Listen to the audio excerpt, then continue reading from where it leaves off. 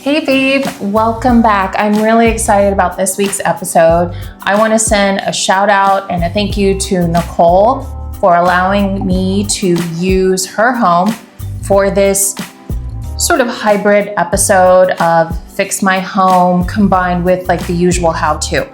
So this week we're getting into how to add charm and warmth to your builder grade home. So grab a drink, maybe your designer's journal and a pen, and let's get started. So before we began, Nicole and I had a Zoom call and we went through some images. She created a layout of her living room and we talked about what she wanted to do in this space. And one of the things that she wanted to do was add some warmth, add some character to it, definitely add more personality. I feel that the pieces that she has all have a little bit of an interesting history to it. I love this leather sofa.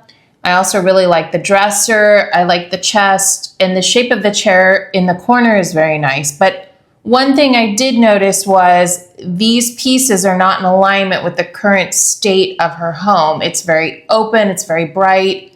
She's got a great blank canvas to work with here.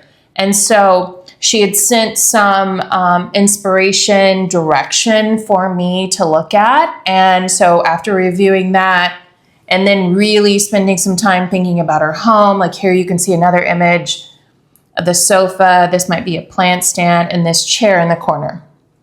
So she said she was, and then there's another chair here. So you can see this chair.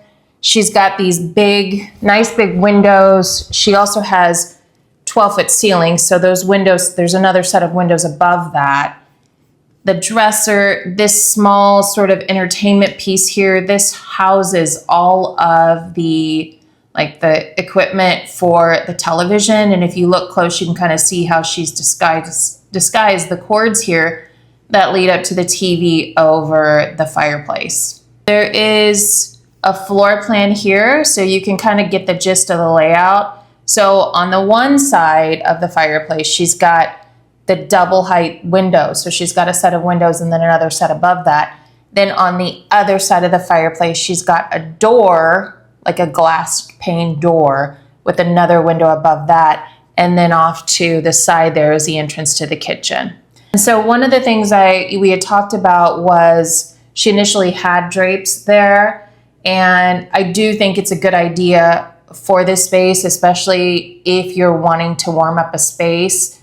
I think having windows without a treatment can be really nice if it works with the style in the furniture, perhaps if it's like a little more minimalistic, a little more modern, or something really contemporary. But if you're wanting to warm up a space and you're wanting to soften up some of those hard lines, which there are a lot of angles in this space, then you definitely want to introduce some kind of drapes. I've also got a beautiful piece of Nicole's art. She is a painter, so I have a suggestion for, if not this piece, but one of our other pieces that we could infuse into this design. So before I show you what I've come up with and why I chose these pieces and what I used and kind of get into those details, I want to go into some of the inspiration I had. So I pulled some images kind of referencing the style that she liked. Now, obviously, these are inspiration images, so they're not going to be like literal changes that we're going to make. They're meant to inspire and kind of invoke the feeling that we want in the room. I have to keep drinking because I'm having some allergy problems. It makes my throat itch. So I'm trying not to cough here. So one of the things that I really noticed was just kind of big, open, bare walls. And we talked about putting big art pieces, but what I think would actually be even more effective in her space would be to utilize those walls for bookshelves. And this one I especially like because she has that corner in her living room right before the railing where if we could insert some either floating shelves or bookcases. I personally think the floating shelves would look a little more modern, a little more fresh. Before I get to the mood board, I want you to remember this image because I'm going to reference this again. And the reason why I say that is because I've got two options for Nicole. So in the living room, there is a space where her son Hudson has a desk, like a work area, like a place where he sits to do schoolwork and things like that. So that's like his little work from home station. I'll introduce the first idea and then I'll introduce the second idea to you. But remember this shelf image because we're going to come back to it. Okay, so moving on to the living room. Here is my mood board for the living room. You can see the color palette I've chosen. I would activate these shelves. It doesn't have to be full of books, but this is certainly like the kind of thing that over a lifetime you could fill up. But I would infuse it with pieces of art, framed artwork, framed family photos. You know, you could mess around with the height of the shelves. And then I chose a green drape, something that could either be a very dark linen. I feel like linen is kind of all year long, but if you wanted to go with like a heavy velvet blackout, that could be a lot of fun, especially because this is where their TV is located and having these big windows. Sometimes it makes it very hard to watch TV. Like a lot of movies are kind of dark already to begin with. So a blackout shade in a room with these abundant windows would not be a bad idea. So I would get like an extra long version. So it covers both. It would be very dramatic, almost like a floor to ceiling drape, if you will. And then looking at the floor situation. So this is what I meant by adding in layers, because if you want to add warmth to your builder grade home, your apartment, it's really going to come down to textures and layers. I like the idea of using a jute rug on the bottom. And this one has that square sort of checkerboard pattern, which I feel like gives it a little more dimension. And then you layer a softer wool rug on top of that. By layering it like that, these colors are gonna look really nice with her floors. And so it would also give a little more coverage. It would also sort of bring and tie everything in together. This rug and then that beautiful kind of muted rust rug on top will make it a little softer. So if her son Hudson is like hanging out on the floor or doing stuff on the floor, he's not like up against a jute rug, which would be very uncomfortable. I also chose a round warm wood table here. These are inspiration images. I mean, some of these things you could actually Facebook Marketplace, you could potentially thrift as well. So these are meant for inspiration, but you could find something like this at various price points. So I've also added a round warm mustard velvety pillow here too, because I love my mustardy yellow circular pillows so much. I love my round pillows. And on that note, her chair that she had in the corner, we talked about if she would keep that or replace it. And I suggested having it reupholstered or definitely checking into that. West Elm has a lot of really beautiful fabrics and you can buy them by the yard. They're like $35. Sometimes they're even on sale. I want to talk about the drapes because I also mentioned those drapes being like nearly floor to ceiling. The other reason why we want that is because Nicole has this sort of media console, like a small media console, and we need the drapes to open to kind of disguise or to cover up the cords that go from the television down. So the drapes will be really nice to conceal those. Also, I forgot to mention the color of the walls. My color suggestion would be a kind of like a warm white where it almost has a slight hint of blush to it. But I think I just kind of see that color as like enveloping the room. So I just picture Nicole with her two men like hanging out here. And, we've got this warm sort of embrace from this color, like Nicole just kind of hugging and taking her family in.